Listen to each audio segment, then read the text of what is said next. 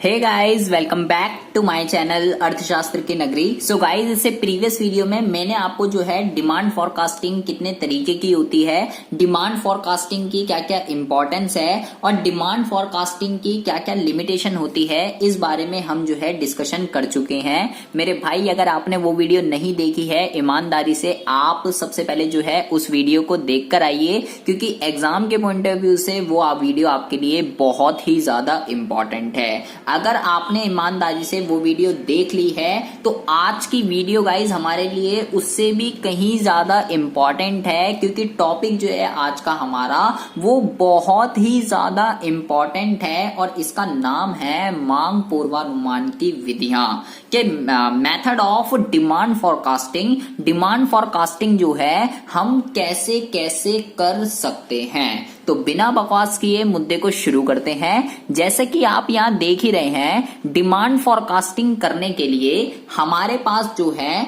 दो तरीके के मेथड होते हैं। सबसे पहला तो होता है सर्वेक्षण विधि और दूसरा होता है सांख्यिकी विधि। सर्वेक्षण विधि का मतलब होता है सर्वे, क्या करना, सर्वे करना, ठीक है। मतलब जगह जगह जाना, उपभोक्ता के पास जाना, लोगों के पास जाना, फॉर्म भरवाना, पर्चे बनवाना, उनसे पूछना और क्या करना, डिमांड फॉरकास्टिंग करना, उसको तो कहते हैं सर्वेक्षण विधि, ठीक है। और सांख्यिकी विधि के अंदर जो है हम ये कह सकते हो आंकड़ों का यूज करके क्या करते हैं, डिमांड फॉरकास्टिंग करते हैं। यहां पर हम कोई सर्वे वगैरह नहीं करते हैं, कस्टमरों के पास, उपभोक्ताओं के पास जाकर जो है प्रत्यक्ष रूप से नहीं पूछा जाता है, ठीक है। तो अब ये जो आप देख रहे हैं कि जो सर्वेक्षण विधि, जो सर्वे मेथड है और जो सांख्यिकी विधि है, इसके अंदर भी जो है तीन तरीके होते हैं। सबसे पहला होता है कि भाई सर्वेक्षण तो करना है, लेकिन किसका करना है, सर्वे तो करना है लेकिन किसका। यहाँ पे जो है पहले कह रहा है उपभोक्ता सर्वेक्षण विधि, दूसरा कह रहा है विशेषज्ञ विचार सर्वेक्षण और तीसरा कह रहा है बाजार परीक्षण विधि, ठीक है। तीन तरीके से ये जो सर्वे मेथड है ये भी सब डिवाइडेड है तीन कैटेगरी में, उपभोक्ता का, विशेषज्ञों का और बाजार का, ठीक है। कहाँ का सर्वे करना है ये आपको जो है देखना पड़ेगा। साथ के साथ ये जो उपभोक्ता सर्वे है इसके अंदर भी ये खुद फिर सब डिवाइड है। उपभोक्ता सर्वे के अंदर भी कौन से उपभोक्ता को लेना है, पूर्ण परिगणन सर्वेक्षण विधि, सैंपल सर्वेक्षण विधि और अंतिम उपयोग विधि, इसके अंदर तीन होते हैं। अब जो विशेषज्ञ है इसके अंदर भी जो है आप देख रहे होंगे, ये यहां से आ रहा है इधर, तीन तरीके के इसके अंदर भी मेथड होते हैं। क्रेताओं की इच्छा का सर्वेक्षण, सामूहिक विचार विधि और विशेषज्ञ विचार विधि, ठीक है। इसको जो है डेल्फी मेथड भी कहते हैं। बाजार परीक्षण विधि की बात करें तो इसके अंदर जो है केवल दो ही होते हैं, वास्तविक बाजार परीक्षण विधि और बाजार अनुरूपण विधि, ठीक है। अब बात करें सांख्यिकी की तो इसके अंदर तीन होते हैं, ट्रेंड प्रोजेक्शन, प्रतिगमन और सहसंबंध और बैरोमेट्रिक विधि, ठीक है। तो आज हम जो गाइस डिस्कशन करने वाले हैं वो करने वाले हैं सर्वेक्षण विधि के ऊपर। किसकी पे बात करने वाले हैं, सर्वे मेथड के ऊपर आज हम जो है बात करने वाले हैं, ठीक है। तो बहुत ही ज्यादा ध्यान से इसका आप सबसे पहले तो स्क्रीनशॉट खींच लीजिए, आपके लिए जो है बहुत ही ज्यादा हेल्प करने वाला है। वन बाय वन हम जो है डिस्कशन करते हैं कि किस मेथड के अंदर जो है क्या होता है, कौन सा मेथड जो है कहाँ ज्यादा उपयोगी होता है, कहाँ कम उपयोगी होता है, किस किस मेथड के क्या क्या फायदे हैं, क्या क्या नुकसान है। एक एक चीज आपको बहुत ही ज्यादा ध्यान से सुननी है, क्योंकि एग्जाम के पॉइंट ऑफ व्यू से मेथड या टेक्निक कह सकते हो आप इसको, ये बहुत ही ज्यादा जो है इंपॉर्टेंट रखता है, ठीक है। तो सबसे पहले हम बात करते हैं इसकी, सर्वेक्षण करना है, सर्वे करना है, लेकिन किसका करना है। सबसे पहले आता है उपभोक्ता सर्वेक्षण विधि। क्या आता है, उपभोक्ता सर्वेक्षण विधि। तो उपभोक्ता सर्वेक्षण विधि का जो दूसरा नाम है, इसे जो है क्रेताओं के विचारों का सर्वेक्षण। उपभोक्ता मतलब क्रेता होता है जो वस्तु खरीद रहा है, भाई सर्वेक्षण तो करना है किसका, क्रेताओं के विचारों का, कि जो खरीदने वाला है, जो बायर है उसका, वो क्या विचार रखता है, उस चीज का सर्वे कीजिए और उसका सर्वे करके क्या करो, डिमांड फॉरकास्टिंग करो, ठीक है। उसको कहते हैं उपभोक्ता सर्वेक्षण विधि। अब इसके अंदर तीन तरीके के होते हैं, ठीक है। सबसे पहला है पूर्ण परिगणन सर्वेक्षण विधि। इस विधि के अंदर जो है क्या होता है ये आपको बहुत ही ज्यादा ध्यान से आपको सुनना है। इस विधि के अंदर क्या होता है कि जो भी वस्तु है, जो भी हम प्रोडक्ट बना रहे हैं, उसके जितने भी संभावित उपभोक्ता होते हैं, उसके खरीदने वाले कस्टमर, जो भी एक्सपेक्टेड कस्टमर होते हैं, उनसे हम संपर्क करते हैं, उनसे बातचीत करते हैं, उनसे पूछते हैं और क्या करते हैं, उस वस्तु के रिगार्डिंग जो है, वस्तु को खरीदने की उनकी फ्यूचर में जो है क्या प्लानिंग है, ये सब जानकारियां जो है हम उनसे हासिल करते हैं। वो जितनी भी डिटेल बताते हैं हम सबको जो है नोट डाउन कर लेते हैं और सब कस्टमर जो भी हमारे उस वस्तु के जो भी संभावित उपभोक्ता थे, उन्होंने जो भी इंफॉर्मेशन दी है कि भाई मैं फ्यूचर में इसको इतना खरीदने वाला हूं, ये खरीदने वाला हूं, वो खरीदने वाला हूं, संभावित उपभोक्ता लिए हमने यहाँ पर, ये आपको ध्यान रखना है। और उन सब इंफॉर्मेशन को कलेक्ट करके उनका सम करके क्या करते हैं, हम डिमांड फॉरकास्टिंग करते हैं। जैसे कि ये बकवास अभी आपको समझ में नहीं आई होगी, इसको हम एक एग्जांपल से समझते हैं। ठीक है, मान लीजिए मैंने बोला एक वस्तु है, कौन सी वस्तु है, वस्तु का नाम है सी।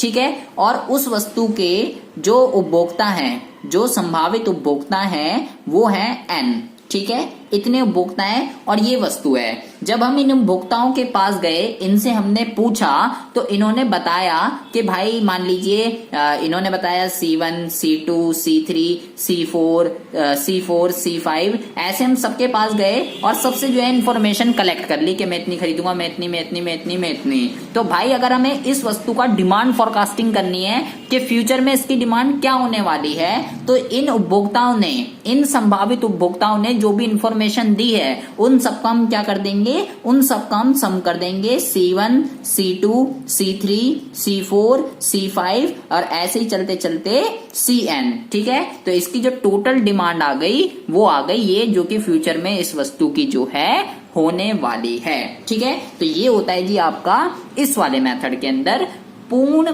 परिगणन सर्वेक्षण विधि। ये जो विधि है गाइज, जो टिकाऊ वस्तुएं होती हैं और जो नई वस्तुएं होती हैं, उन वस्तुओं के लिए मांग पूर्वानुमान के लिए अगर हमें डिमांड फॉरकास्टिंग करनी है, टिकाऊ वस्तु और नई वस्तु, उसके लिए जो है ये विषय, ये जो विधि है ये बहुत ही ज्यादा उपयोगी मानी जाती है। लेकिन इसकी डिसएडवांटेज ये कह सकते हो कि इसके अंदर जो है बहुत ही ज्यादा टाइम लगता है और बहुत ही ज्यादा पैसे जो है वेस्ट होते हैं, बहुत ही ज्यादा जो है गाइज ये खर्चीली विधि होती है। ठीक है, साथ के साथ ये इसकी जो लिमिटेशन है वो ये है कि भाई जहां पर जो है जिस वस्तु के विशाल उपभोक्ता होते हैं, मतलब जब बहुत ज्यादा उपभोक्ता होते हैं जिस वस्तु के लिए, उस वस्तु के लिए जो है ये वाला मेथड उपयोग नहीं किया जा सकता।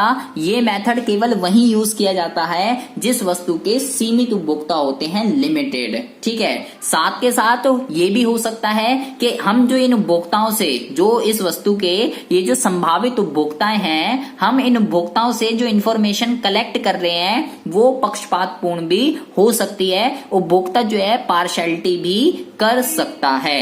तो ये सारी जो है इसकी डिसएडवांटेज हैं। ठीक है, फायदे क्या क्या है कि टिकाऊ वस्तु के लिए और नई वस्तु के लिए ये जो है इसके लिए ज्यादा उपयोगी होती है, और डिसएडवांटेज तो मैंने आपको गिनाई दी है इतनी सारी। ठीक है, पक्षपातपूर्ण है और टाइम ज्यादा लगता है, खर्चीली विधि है, लिमिटेड एरिया होता है इसका, बड़े क्षेत्र के लिए, बड़े जिस वस्तु के ज्यादा उपभोक्ता है उसके लिए ये उपयोगी नहीं होती है। ठीक है, अब आते हैं हम अपने दूसरे मेथड पर। इसका नाम है सैंपल सर्वेक्षण विधि। सैंपल का मतलब क्या होता है? सैंपल का सीधा सा मतलब है, दूसरा मैं बता रहा हूं आपको, इसको एग्जांपल से समझते हैं कि एक वस्तु ली हमने सी। ठीक है, इसके मान लीजिए उपभोक्ता थे, इसके उपभोक्ता कितने थे? इसके उपभोक्ता थे एन। ठीक है, अब की बार मैं इन एन उपभोक्ताओं के पास नहीं गया, मान लो ये है 20,000। कितने हैं ये 20,000 है। ठीक है, तो ऊपर वाले मेथड में तो मैं 20 के 20,000 के पास गया था, लेकिन दूसरे वाले मेथड के अंदर मेरे को 20,000 के पास नहीं जाना, मैं उस 20,000 में से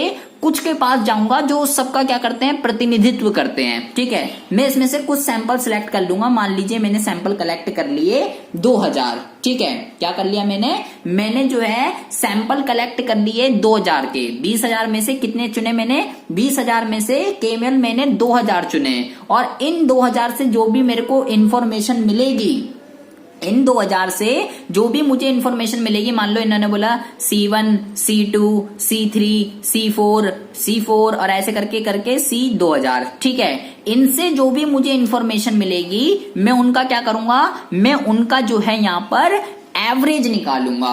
यहां पर गाइज ये बहुत ही ज्यादा इंपॉर्टेंट है। यहां पर सैंपल वाले के अंदर क्या होता है, सैंपल सर्वेक्षण विधि के अंदर, इसके अंदर कि जो भी उस वस्तु के संभावित उपभोक्ता होते, उन उपभोक्ताओं में से हम जो है कुछ सैंपल ले लेते हैं। जैसे 20,000 में से 2,000 उपभोक्ताओं के पास गए, उसके बाद इन 2,000 उपभोक्ताओं से जो भी इंफॉर्मेशन कलेक्ट की उसका हमने एक एवरेज निकाल लिया, औसत, ठीक है, औसत निकाल लिया, और फिर इस औसत को हम मल्टीप्लाई कर देंगे किससे, जितने भी इसके कस्टमर थे। हमें ये पता चल जाएगा कि फ्यूचर में इससे क्या डिमांड होने वाली है। ठीक है, तो ये होती है सैंपल सर्वेक्षण विधि, जहां पर हम सभी उपभोक्ताओं के पास ना जाकर कुछ उपभोक्ताओं के पास जो है जाते हैं। इसका फायदा ये है कि भैया ये जो विधि है ये जो है सस्ती है, सरल है और कम समय लगता है। इस वाले की बिल्कुल उल्टी है ये, इस वाले की ये सस्ती भी है, सरल भी है और टाइम भी बहुत कम लगता है। ठीक है, इन सबसे क्या होता है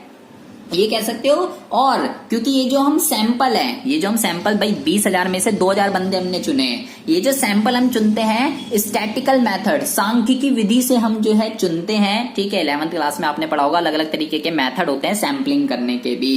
क्योंकि हम जो सैंपलिंग है वो स्टैटिकल मेथड से करते हैं, इसलिए जो रिजल्ट है वो भी जो है ट्रस्टेड होते हैं, विश्वसनीय होते हैं। ठीक है, ये जो मेथड है नई वस्तु के लिए बहुत ही ज्यादा बेटर माना जाता है। ठीक है, लेकिन इसकी एक डिसएडवांटेज ये है कि जो सैंपलिंग करने जा रहा है, ठीक है, वो जो है अगर आपका योग्य और अनुभवी नहीं है तो परिणाम जो है वो गलत भी निकल सकता है। ठीक है, तो ये होता है आपका दूसरा मेथड, जिसको कहते हैं सैंपल सर्वेक्षण विधि। इसके अंदर क्या होता है, उसके अंदर क्या होता है, ये दोनों आपको बहुत ही अच्छे से समझ में आ जाने चाहिए। अब आते हैं हम अपने तीसरे मेथड पर, जिसका नाम है अंतिम उपयोग विधि। गाइस, ये आपको बहुत ही ज्यादा ध्यान से सुनना है। एंड यूज मेथड जो है क्या होता है, बच्चों के समझ में नहीं आता है, बहुत ही ज्यादा ऊपर से चला जाता है। अंतिम उपयोग विधि के अंदर क्या होता है, इस विधि के अंदर बहुत ही ज्यादा ध्यान से सुनना है। हम उन उद्योगों को लेते हैं जो उस वस्तु का क्या करता है, एज अ मध्यवर्ती वस्तु के रूप में उपयोग करता है। क्या बोला मैंने, हम इस मेथड के अंदर क्या करते हैं, हम इस मेथड के अंदर जो है उन उद्योगों की मांग का सर्वेक्षण करते हैं, उन उद्योगों को लेते हैं और उन उद्योगों की डिमांड को जो है एनालाइज करते हैं, जो उस वस्तु का एज अ मध्यवर्ती वस्तु के रूप में क्या करता है, यूज करता है। ठीक है, उस वस्तु का उपयोग करने से ये कह सकते हो वो जो उद्योग है उस वस्तु के लिए उनकी क्या उत्पादन योजनाएं हैं, ठीक है, क्या उनके जो है आगत और निर्गत के क्या गुणांक है, इनपुट और आउटपुट के जो कोफिशिएंट है, उस चीज का हम जो है यहाँ पे सर्वेक्षण करते हैं और पता लगाते हैं कि आखिर इस वस्तु की जो है कितनी डिमांड होने वाली है फ्यूचर में। ठीक है, बहुत ही ऊपर से क्या होगा, इतनी तो मेरी 100% गारंटी है। दोबारा से सुनिए मैंने क्या बोला है। अंतिम उपयोग विधि के अंदर हम उन उद्योगों को लेते हैं जो उस वस्तु का जो है as a intermediate, as a मध्यवर्ती वस्तु के रूप में क्या कर रहा है, उसका यूज कर रहा है। ठीक है, उस वस्तु का उपयोग करने वाले जो उद्योग हैं, वो सारे उद्योग जो उस वस्तु का यूज कर रहे हैं, उन उद्योगों के लिए उस वस्तु की उत्पादन योजना कह सकते हो और इनपुट आउटपुट कोफिशिएंट, आगत और निर्गत गुणांक जो है क्या है, उस चीज को जो है यहाँ पर एनालाइज किया जाता है और ये देखा जाता है उन सभी उद्योगों का सर्वेक्षण करके कि फ्यूचर में इस वस्तु की जो डिमांड है वो क्या होने वाली है। ठीक है, इस मेथड का सबसे बढ़िया जो फायदा है वो ये है कि यहाँ पर जो है जितने भी हमें जरूरत के लिए जितने भी आंकड़े हमें चाहिए होते हैं वो जो है हमें बहुत ही आसानी से जो है अवेलेबल हो जाते हैं। साथ के साथ इस मेथड का दूसरा फायदा ये है कि ये जो है क्षेत्र के हिसाब से क्या करता है, डिमांड फॉरकास्टिंग करता है कि इस क्षेत्र के अंदर जो है इतने उद्योग है ये इसका यूज करते हैं, इस क्षेत्र के अंदर ये इतने उद्योग है ये इसका यूज करते हैं। तो यहाँ पे जो है एरिया वाइज या उस वस्तु के उपयोग के अनुसार जो है डिमांड फॉरकास्टिंग जो है की जाती है। और ये जो मेथड है ये वाला, ये मेथड जो है वहां पर जो है सबसे ज्यादा उपयोग होता है जहां पर व्यापक उत्पादक वस्तुएं जो वाले उद्योग होते हैं। अब क्या हो गया, आप ये क्या दिक्कत है, व्यापक उत्पादक वस्तुएं लाइक जैसे कह सकते हो आप स्टील हो गया, एल्युमिनियम हो गया, प्लास्टिक हो गया, ये सारे जो उद्योग होते हैं यहां पर अगर हमें इन उद्योगों की डिमांड फॉरकास्टिंग करनी है तो इन उद्योगों का डिमांड फॉरकास्टिंग करने के लिए इन्हीं मेथड का जो है एंड यूज मेथड का उपयोग किया जाता है। ठीक है, लेकिन इसके लिमिटेशन क्या है, ये क्योंकि एरिया वाइज जो है ये क्या करता है, डिमांड फॉरकास्टिंग करता है, तो भैया इसका क्षेत्र जो है वो क्या है, सीमित है। ठीक है, ये इसकी जो है लिमिटेशन है। तो उपभोक्ता सर्वेक्षण विधि आखिर क्या होती है ये आपको जो है अच्छे से समझ में आ जाना चाहिए। उपभोक्ता सर्वेक्षण मतलब उपभोक्ताओं के विचारों का सर्वेक्षण करना। ठीक है, अब उपभोक्ताओं के विचारों का सर्वेक्षण कैसे कैसे, 3 तरीके थे इसमें। जितने भी उसके संभावित उपभोक्ता थे सबके पास जाओ, पूछो, जो भी इंफॉर्मेशन मिले कलेक्ट कर लो। सैंपल के अंदर सबके पास मत जाओ, कुछ सैंपल कलेक्ट करो, जो भी इंफॉर्मेशन दी उसका एवरेज निकालो और जो भी उसके संभावित उपभोक्ता थे उससे मल्टीप्लाई कर दीजिए। और अंतिम उपयोग के अंदर जो उस वस्तु का as a intermediate, as a मध्यवर्ती यूज कर रहा है उनके पास जाओ, उन उद्योगों के पास जाओ, जो भी वो इंफॉर्मेशन देते हैं उसको कलेक्ट कर लो। तो उपभोक्ता सर्वेक्षण के अंदर इन 3 मेथड्स को क्या किया जाता है, यूज किया जाता है। ठीक है जी, अब हम आते हैं अपने दूसरे मेथड पर, विशेषज्ञ विचार सर्वेक्षण। अब ये क्या दिक्कत परेशानी होती है, बहुत ही ज्यादा आपको ध्यान से सुनना है। यहां पर हमने क्या करा था, यहां पर हमने जो है उपभोक्ताओं का सर्वेक्षण किया था जो उसके बायर हैं।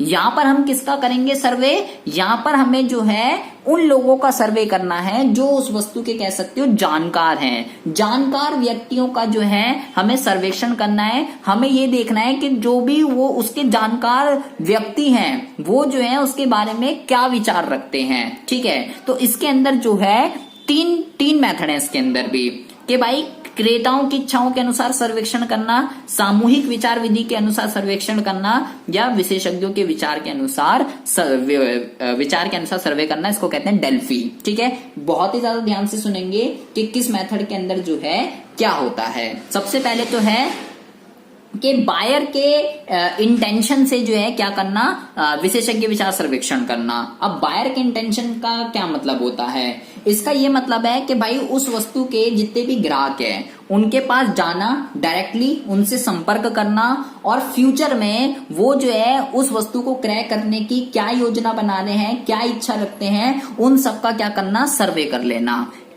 कंफ्यूज नहीं होना है बिल्कुल भी। वहां पर क्या था, जो उस वस्तु के संभावित उपभोक्ता थे, लेकिन यहाँ पर क्या हो रहा है, हम सभी उपभोक्ताओं के पास जाएंगे। ठीक है, डायरेक्टली जाएंगे, उनसे संपर्क करेंगे। उनसे संपर्क करने के बाद जो भी वो उस वस्तु को खरीदने की जो भी इच्छा रखता है हम उनसे पूछेंगे, जो भी इंफॉर्मेशन मिलेगी सबको कलेक्ट करेंगे और उसके बेस पर क्या कर लिया जाता है, डिमांड फॉरकास्टिंग की जाती है। यहाँ पर जो है डिमांड फॉरकास्टिंग का जो पूरा का पूरा बर्डन है वो किसके ऊपर डाल दिया जाता है, वो क्रेताओं के ऊपर जो है डाल दिया जाता है, कि बायर के ऊपर जो है सारा का सारा बर्डन है डिमांड फॉरकास्टिंग का। ठीक है, लेकिन इसकी गाइज सबसे बड़ी डिसएडवांटेज ये है कि अब भाई ग्राहक है, मुझे ग्राहक के पास जाना है, तो ग्राहक जो है उसको किस चीज की जरूरत है, ठीक है, फ्यूचर में वो क्या खरीदने वाला है, उसका सही अनुमान जो है वो नहीं लगा सकता है। ठीक है, मतलब अब मैं आप ही मान लीजिए आप हो, आपसे अगर कोई पूछे किसी वस्तु के रिगार्डिंग के फ्यूचर में आप इसको खरीदोगे, कितना खरीदोगे, कैसे खरीदोगे, तो हम नहीं बता पाएंगे। ठीक है, तो यहाँ पर क्या होता है, उसको अपनी आवश्यकता का सही अनुमान जो है नहीं पता लग पाता है। ठीक है, और वो सही से जो है बताना भी नहीं चाहता है कि मैं खरीदूंगा भी या नहीं खरीदूंगा, खरीदूंगा तो कितनी खरीदूंगा। तो इसकी जो है ये सबसे बड़ी डिसएडवांटेज है। तो यहाँ पे जो है बायर के इंटेंशन से बायर से पूछा जाता है। दूसरा है सामूहिक विचार विधि। सामूहिक विचार विधि के अंदर क्या होता है, यहाँ पे हमने पूछा बायर से। अब यहाँ पे क्या है, यहाँ पर हम पूछते हैं सेलर से। यहाँ पर किससे पूछते हैं इस वाले मेथड के अंदर, यहाँ पर हम जो है सेलर से पूछते हैं कि भैया आप बताइए, आप अपने अपने एरिया के अकॉर्डिंगली, भाई जैसे भाई एक होता है होलसेलर, एक होता है रिटेलर, एक मैन्युफैक्चरिंग और कंज्यूमर के बीच में कई सारे होते हैं ना, मीडिएटर जिसको कहते हैं। तो उनको जो है, जो भी मीडिएटर हैं, उनको अपने एरिया के अकॉर्डिंगली जितने भी उनके उपभोक्ता हैं उनसे व्यक्तिगत संपर्क करके जो भी उनका अनुमान लगता है उसके अनुभव के बेस पे जो है यहाँ पे डिमांड फॉरकास्टिंग की जाती है। ठीक है, और ये पता लगाया जाता है कि वो जो विक्रेता है उन्होंने जो भी इंफॉर्मेशन कलेक्ट करी है उसके बेस पर उस वस्तु की जो है कितनी डिमांड होने वाली है। लेकिन जब हम सेलर के पॉइंट ऑफ व्यू से डिमांड फॉरकास्टिंग करते हैं तो यहाँ पर जो है कुछ बातों का ध्यान रखा जाता है कि भाई वो पक्षपात भी कर सकता है, मतलब कि पार्शियलिटी भी कर सकता है इंफॉर्मेशन देने में। ठीक है, अब अलग अलग लोकेलिटी में जो अलग अलग सेलर हैं, ठीक है, जो होलसेलर है, जो रिटेलर है, सबका अपना विज्ञापन का तरीका, प्रतियोगिता का डिजाइन, सबकी क्या होते हैं, सबकी परचेजिंग पावर हर सबकी अलग अलग होती है। तो इन सब चीजों को भी यहाँ पर जो है ध्यान में रखा जाता है। बट ये जो विधि है ये बहुत ही ज्यादा सस्ती है, सुविधाजनक है, और यहाँ से जो है हमें विक्रेताओं से जो है प्रत्यक्ष सूचनाएं जो है मिल जाती हैं। लेकिन इसकी एक डिसएडवांटेज ये है कि ये जो है लॉन्ग रन के लिए अगर आपको डिमांड फॉरकास्टिंग करनी है तो भैया लॉन्ग रन के लिए अगर आपको डिमांड फॉरकास्टिंग करनी है तो आप इस मेथड को जो है यूज नहीं कर सकते हो। ये जो मेथड है केवल शॉर्ट रन के लिए डिमांड फॉरकास्टिंग करने के लिए है, लॉन्ग रन के लिए डिमांड फॉरकास्टिंग करने के लिए आप इस मेथड का यूज नहीं कर सकते हो। ठीक है, अब आते हैं हम अपने तीसरे मेथड पर जिसका नाम है विशेषज्ञ विचार विधि। क्या है इसका नाम? इसका नाम है विशेषज्ञ विचार विधि। इसके अंदर क्या है, देखिए इसके अंदर क्या होता है, इसके अंदर विशेषज्ञों को, मतलब एक संबंधित क्षेत्र में जो है हम अपने विशेषज्ञों को जो है अपॉइंट कर देते हैं। ठीक है, और वो विशेषज्ञ जो भी इंफॉर्मेशन कलेक्ट करते हैं उस इंफॉर्मेशन के बेस पर हम क्या करते हैं, डिमांड फॉरकास्टिंग करते हैं। ठीक है, अब इसके अंदर जो है दो तरीके होते हैं, बहुत ही ज्यादा ध्यान से सुनेंगे। एक तो होता है यहाँ पर सरल विधि। क्या होता है यहाँ पर? एक तो होता है सरल विधि और एक होता है डेल्फी विधि। ठीक है, दोनों ही विधि बहुत ही ज्यादा ध्यान से सुननी है। यहाँ पर क्या होता है, एक्सपर्ट ओपिनियन लिया जाता है। ठीक है, तो दो तरीके से ले सकते हैं हम एक्सपर्ट ओपिनियन। एक तो होता है सरल और दूसरा है डेल्फी।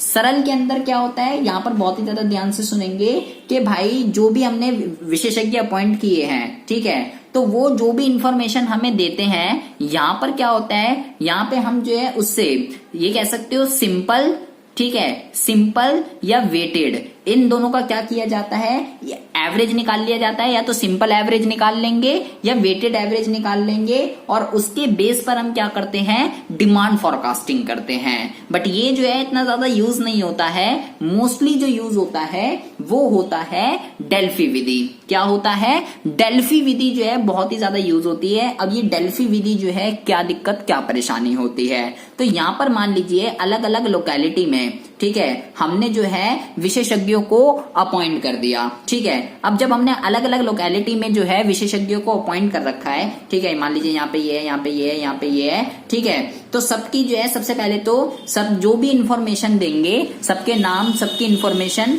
उन सबको जो है गोपनीय रखा जाता है, सीक्रेट रखा जाता है, किसी को किसी के बारे में कुछ भी नहीं बताया जाता है। ठीक है, उसके बाद क्या होता है, इससे कुछ इन्फॉर्मेशन मिली, इससे कुछ इन्फॉर्मेशन मिली, इससे कुछ इन्फॉर्मेशन मिली, इससे कुछ इन्फॉर्मेशन मिली, ठीक है, सबसे कुछ ना कुछ इन्फॉर्मेशन मिली। फिर हम ये देखते हैं कि ये जो इन्फॉर्मेशन मिली है ये सही भी है या गलत है। फिर क्या करते हैं, हम सूचनाओं की अदला बदली करते हैं, मतलब इससे जो इन्फॉर्मेशन मिली थी वो इसको देते हैं, इससे जो मिली वो इसको देते हैं। पता लगाओ कि ये जो इन्फॉर्मेशन मिली है क्या ये सही है या गलत है। तो इससे क्या होता है भाई, सबने पहले अपने अपने ओपिनियन दिए, उसके बाद सूचनाओं की अदला बदली करी, और सब कुछ करने के बाद ऐसा हम तब तक करते रहते हैं जब तक ये कह सकते हो किसी निष्कर्ष पर जो है नहीं पहुंच जाते। तो ये जो है इसको कहते हैं डेल्फी विधि। ठीक है, ये बहुत ही ज्यादा इंपॉर्टेंट है और बहुत ही ज्यादा जो है ये इसका यूज किया जाता है। फायदा इसका ये है कि ये जो है बहुत ही सरल है, बहुत ही सस्ती है, और इससे जो है हम बहुत ही जल्दी जो है डिमांड फॉरकास्टिंग कर सकते हैं। ठीक है जी, तो ये हो गया आपका विशेषज्ञों के विचार पर विश्लेषण। अब बहुत ही ज्यादा ध्यान से सुनेंगे तीसरा, बाजार परीक्षण विधि। कि सर्वे तो करना है लेकिन किसका, मार्केट का। मार्केट के अंदर जो है हमें एक्सपेरिमेंट करना है और मार्केट एक्सपेरिमेंट के बेस पर हमें ये पता लगाना है कि आखिर कितनी डिमांड होने वाली है। इसके अंदर भी जो है दो होते हैं, वास्तविक बाजार परीक्षण विधि और बाजार अनुरूपण विधि। वास्तविक बाजार परीक्षण विधि के अंदर क्या होता है, यहां पर क्या होता है गाइस, जो टोटल मार्केट होती है उस टोटल मार्केट में से कुछ मार्केट का कुछ पोर्शन कह सकते हो, कुछ एरिया कह सकते हो, उसको जो है सबसे पहले सिलेक्ट किया जाता है। ठीक है, बहुत ही ज्यादा ध्यान से सुनेंगे। टोटल मार्केट में पूरा जो बाजार है उस बाजार में से कुछ बाजार को हमने जो है सिलेक्ट कर लिया, नियंत्रित। ठीक है, कुछ बाजार हमने सिलेक्ट कर लिया और बाजार को जब हम सिलेक्ट करेंगे, भाई मान लीजिए इतना एरिया है, ठीक है, हमें जो है इतने एरिया में इतना एरिया हमने सिलेक्ट कर लिया। अब ये इतना एरिया जो हमने सिलेक्ट करा है, ये एरिया सिलेक्ट करते टाइम यहाँ पर हम सबसे पहले तो ये देखेंगे कि इस एरिया के अंदर जितने भी कस्टमर हैं वो सेम टाइप के होने चाहिए। मतलब कि उनका जो है सेम इनकम लेवल होना चाहिए, सेम परचेजिंग पावर होनी चाहिए, सेम उनका जो है प्रोफेशन होना चाहिए, ये सब जो है सबको सेम होना चाहिए, कोई अलग अलग नहीं होने चाहिए। ठीक है, अब उसके बाद क्या होता है, जब हमने इस पर्टिकुलर एरिया के अंदर जब क्षेत्र को सिलेक्ट कर लिया, अब यहाँ पे जो है एक्सपेरिमेंट किया जाता है कि अगर मान लीजिए एक फर्म है, उसने क्या करा, फर्म ने जो है अलग अलग बाजारों में, ठीक है, इससे इतना कर लिया, इससे अलग अलग बाजार सिलेक्ट करे और अलग अलग बाजारों में उसी वस्तु की अलग अलग कीमतें कर दी। ठीक है, क्या करा मैंने, पहले मैंने क्या करा, पूरे जो बाजार था उस बाजार में से मैंने अलग अलग बाजार जो है सिलेक्ट कर लिए पर्टिकुलर। ठीक है, जहां पर जो मैंने अलग अलग बाजार सिलेक्ट करे हैं वहां पर सब कुछ सेम होना चाहिए, सेम टाइप के कंज्यूमर होने चाहिए। अब अगर वो फर्म क्या करती है, अगर उस वस्तु के सभी बाजारों में अलग अलग कीमत रखती है तो वो ये देखेगी, वो ये मेजर करेगी क्या उस जब हमने अलग अलग कीमतें रखी हैं तो उससे जो है कितनी डिमांड हो रही है अलग अलग बाजारों में, और उसका जो है कंपैरिजन करती है और कंपैरिजन करने के बाद इस निष्कर्ष पर पहुंचती है कि फ्यूचर में आखिर इस वस्तु की जो है कितनी डिमांड होने वाली है। इसको कहते हैं वास्तविक बाजार परीक्षण विधि। और लास्ट जो है आपका, ये इतना इंपॉर्टेंट नहीं है, उसके बाद है बाजार अनुरूपण विधि। यहां पर क्या होता है, ये आपको बहुत ही ज्यादा ध्यान से सुनना है। यहां पर क्या होता है, यहां पर इसके अंदर आपको डिमांड फोरकास्टिंग करने के लिए एक उपभोक्ता से एक अलग से क्या किया जाता है, एक उपभोक्ता दल बनाया जाता है। ठीक है, या उपभोक्ता प्रयोगशाला परीक्षण भी कह सकते हो आप। एक उपभोक्ता दल बनाया जाता है। ठीक है, उनको जो है कुछ पैसे भी दिए जाते हैं। ठीक है, वो उन पैसों को खर्च भी कर सकते हैं, अपने पास भी रख सकते हैं, जैसा उनका मन चाहे वैसा कर सकते हैं। ठीक है, और जो भी वस्तु की डिमांड फोरकास्टिंग करनी है उन वस्तुओं को सभी वस्तुओं के साथ मिला दिया जाता है। ठीक है, और क्या किया जाता है यहाँ पे जो बाकी की जो वस्तुएं हैं या वो जो वस्तु है, बाकी की वस्तुओं की कीमत कह सकते हो, पैकेजिंग कह सकते हो, लेबलिंग कह सकते हो, क्वालिटी कह सकते हो, उन सब में चेंज करके ये देखा जाता है कि जो हमने कंज्यूमर जो उपभोक्ता दल बनाया है वो उपभोक्ता दल जो पहले की जो वस्तुएं हैं उसकी अगर हम कीमत में चेंज करते हैं, पैकेजिंग में, क्वालिटी के अंदर अगर चेंज करते हैं तो उसको चेंज करने से जो हमारी नई वस्तु है उसका जो है वो कंज्यूमर उस पर क्या प्रतिक्रिया करता है। ठीक है, ऐसे यहाँ पर जो है सभी कंज्यूमर की प्रतिक्रिया को ध्यान में रखा जाता है, उसको मेजर किया जाता है, उसको एनालाइज किया जाता है और उसको एनालाइज करके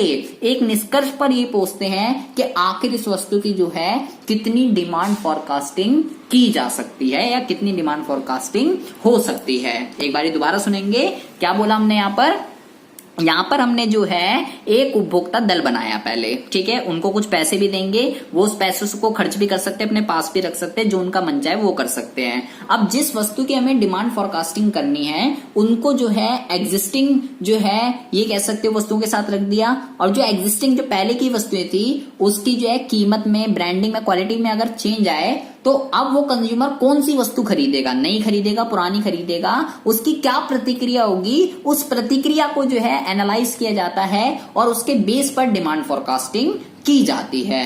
तो ये हो गया आपका सर्वे मेथड, सर्वेक्षण विधि, जिसके अंदर उपभोक्ता, विशेषज्ञ और बाजार, ये तीनों हमने पढ़नी है। इसके अंदर 3 थे, इसके अंदर 3 थे और इसके अंदर जो है 2 थे।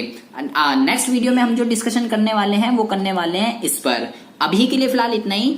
थैंक यू सो मच, आपने मेरी वीडियो को वॉच किया। इसमें आपको कुछ भी समझ ना आया हो, कोई सा भी मेथड, किसकी एडवांटेज डिसएडवांटेज कुछ भी समझ ना आया हो, आप मेरे को कमेंट बॉक्स में कमेंट कर सकते हैं। चैनल पर अगर पहली बार आए हो तो प्लीज इस चैनल को सब्सक्राइब करके बेल आइकन को जरूर प्रेस कर लीजिए। आपके लिए मैं ऐसी इंटरेस्टिंग वीडियो रोजाना इस चैनल पर अपलोड करता रहता हूं। मिलते हैं आपसे नेक्स्ट वीडियो में ऐसी इंटरेस्टिंग टॉपिक के साथ। तब तक के लिए have a good day, bye bye, take care.